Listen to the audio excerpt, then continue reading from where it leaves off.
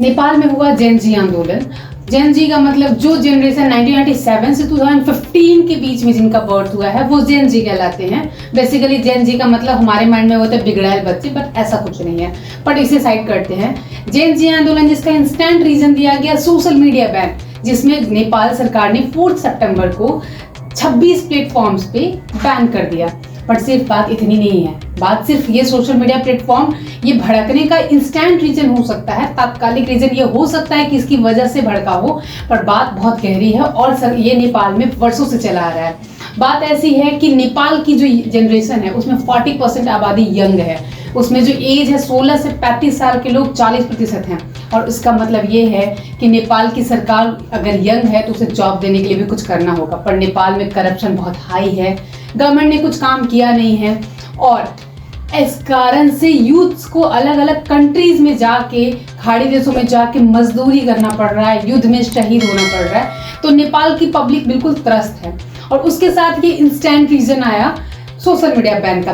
अब हम तो जानते हैं कि आज का जो एरा है इसमें हम इंटरनेट के थ्रू सिर्फ अपनों से नहीं वर्ल्ड वाइड कनेक्टेड है, दूसरी कल्चर से, दूसरे ट्रेडिशन से, संस्कृति से, उनके होने वाले डेवलपमेंट से।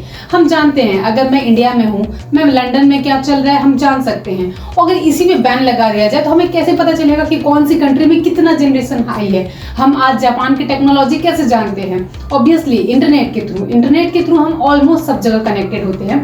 अब खुद सोचने की बात है कि अगर हमारा कोई रिलेटिव, भाई, बंधु कोई अगर विदेश में है, उसका भी कनेक्शन का एक जरिया हमारा इंटरनेट ही है। एक और बात है, नेपाल में कुछ काम किया नहीं गवर्नमेंट ने, उसमें जो अब चीज़ें आपको पता है कि नेपाल का जो एरिया है वो टूरिस्ट वाला है।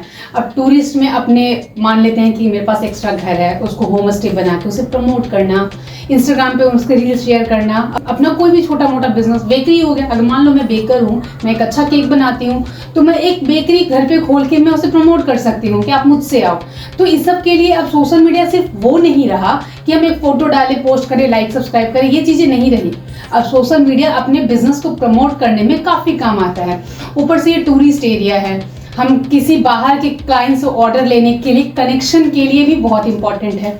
नेपाल की सरकार ने इस पे काम किया नहीं, ऑलरेडी नेपाल की जनता परेशान थी और उसमें आग में घी डालने का काम किया नेपाल की नेताओं के बच्चों ने। बेसिकली ये लग्जरियस लाइफ जीते हैं, हैवी अलग अलग कंट्रीज में रहते हैं, यूरोप में रहते हैं, अच्छी लाइफस्टाइल जीते हैं, अच्छी कार, गाड़ी, कपड़े, गुच्ची के कपड़े पहनते हैं। टैग किया गया इसी बात को लेकर, जो नेताओं के बच्चे हैं उन्हें ट्रोल किया जा रहा था और यूट्यूब पे, मतलब अलग अलग सोशल मीडिया प्लेटफॉर्म पे #NepoKids, #NepoBaby, #करप्ट ये सारी चीजें ट्रेंड कर रही थी पिछले 3-4 महीने से लगातार कि हमारे टैक्स का पैसा कहाँ जा रहा है, तो नेताजी के बच्चों में जा रहा है। हमारा टैक्स के पैसे से हमारे लिए कुछ नहीं हो रहा और ये लगातार चीजें बहुत ज्यादा ट्रेंड कर रही थी।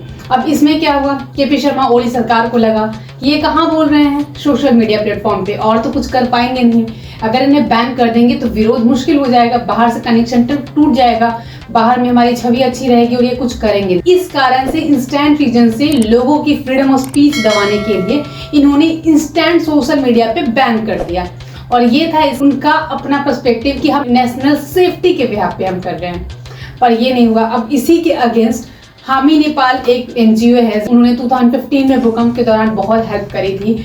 उन्होंने एक पीसफुल प्रोटेस्ट का आह्वान किया जिसमें उन्होंने डिस्कॉर्ड सर्वर के थ्रू ये चीज़ें इन्फॉर्म किया गया कि कोई भी वहाँ पे हिंसक चीज़ें नहीं होंगी, वहाँ पे जो होंगी सब बच्चे यूनिफॉर्म में आएंगे, स्कूल बैग, लंचेस लेके आएंगे। एक पीसफुल प्रोटेस्ट की बात हो रही थी और वो हजारों की संख्या में माइटी घर मंडल में ये सारे इकट्ठे हुए थे पीसफुल प्रोटेस्ट के लिए। अब बात यहाँ बिगड़ गई कि जब ये इतने प्रोटेस्टर्स पीसफुली प्रोटेस्ट कर रहे थे तब ओली सरकार ने पुलिस को परमिशन दिया जिसमें आंसू गैस के गोले, रबड़ बुलेट्स, और हद तो तब हो गई जब रबड़ बुलेट्स नहीं असली बुलेट्स भी यूज हुए। लगभग 19 बच्चों की डेथ हो गई, सबसे छोटे बच्चे 12 साल के बच्चों को भी गोली मारी गई जिसकी डेथ हो चुकी है। अब इसमें क्या हुआ, आम पब्लिक को लगा कि अरे ये तो गवर्नमेंट करप्ट हो गई है, तानाशाह हो गई है, हमें बोलने के अगेंस्ट हमारे बच्चों को मार रही है, ये फ्रीडम ऑफ स्पीच का उल्लंघन है। आंदोलन जेन जी का आंदोलन था, उसमें बड़े भी सपोर्ट किया और उन्होंने ये किया कि हमारे बच्चे मर रहे हैं, युद्ध में जाते हैं, ताबूत में आते हैं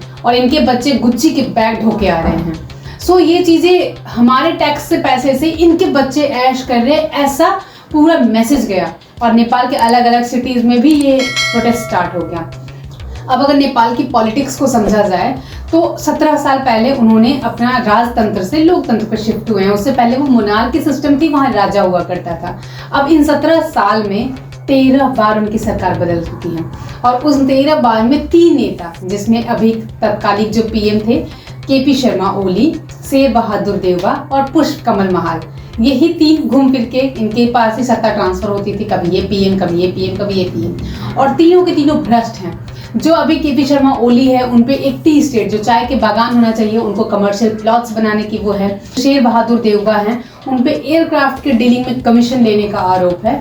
मतलब वो भ्रष्ट हैं, as well as KP Sharma Oli, as well as Pushpa Kamal Dahal, as well as जो शेर बहादुर देउबा है। तीनों के तीनों नेता भ्रष्ट हैं और तीनों के भ्रष्टाचार से आम जनता त्रस्त हो चुकी है। अब अगर रिसेंटली की बात की जाए तो ऑलमोस्ट इन प्रोटेस्टर्स में आपको पता है कुछ चीज़ें, कुछ बदमाश भी घुस आए, संसद को भी आग लगा दिया गया, वहाँ के पार्लियामेंट को, वहाँ के पीएम के अपोजिशन लीडर को भी घरों में आग लगाया गया और साथ ही साथ पूर्व पीएम के घर में भी आग लगाया गया है और उसमें मंत्रियों को रोड पे देखा गया, ऐसे वीडियोस की दौड़ा कर पीटा गया है। उसके बाद जो वहाँ के होम मिनिस्टर थे उन्होंने मोरल ग्राउंड पे आते हुए इस बैन को हटाया और उन्होंने अपना इस्तीफा दे दिया। 9 सितंबर को केपी शर्मा ओली ने भी इस्तीफा दे दिया और हेलीकॉप्टर से उड़ते बने। अब बात यह है कि वहाँ की जनता इन तीनों से परेशान हो चुकी है। ये तीनों बुढ़े देश को बर्बाद कर रहे हैं, उनके बच्चे ऐश कर रहे हैं। अब वो तीनों नहीं चाहते कि वो पीएम बने, अब कोई चौथा ऑप्शन चाहिए, वो उनके लिए तलाश रहे हैं। तो अब ये बात बनती है कि आखिर ऐसा क्यों हुआ। तो नेपाल की जनता एक तो पहले से परेशान थी, इनको काम नहीं था, रोजगार नहीं था, ऊपर से गवर्नमेंट ने तानाशाही जैसा किया, एक ऐसा चीज लाद दिया जो बिल्कुल भी एक्सेप्टेबल नहीं थे। इससे सारे ही गवर्नमेंट को, चाहे सरकार हो या कोई भी गवर्नमेंट हो, इन्हें ये सोचना चाहिए कि पब्लिक अगर कूल है इसका मतलब ये नहीं है कि वो कुछ कर नहीं सकती है। आप किसी भी चीज़ को इतना मत दबा दो कि वो बिल्कुल बर्दाश्त से बाहर हो जाए। और कम से कम ये तो है कि यार टैक्स भर रहा है, उसे दूसरे कंट्रीज में जाके ऐसे मरना ना पड़े, मजदूरी ना करना पड़े, युद्ध में ना मरना पड़े, कुछ करो। टैक्स के पैसे पब्लिक बहुत मेहनत से कमाती है और उसके पैसे आप लेने में बिल्कुल नहीं सकते। और आप इतने बुढ़े हो, 73 साल के हो, 75 साल के हो, आप आराम से प्रधानमंत्री बन के घूम रहे हो और यंग, जिन्हें काम करना चाहिए, जिन्हें काम मिलना उनका हक है, उन्हें काम नहीं देते हो तो वो क्या करेंगे। और आपने उसके अगेंस्ट एक ऐसा चीज़ लेके आ गए, वो बिल्कुल एक्सेप्टेबल नहीं था।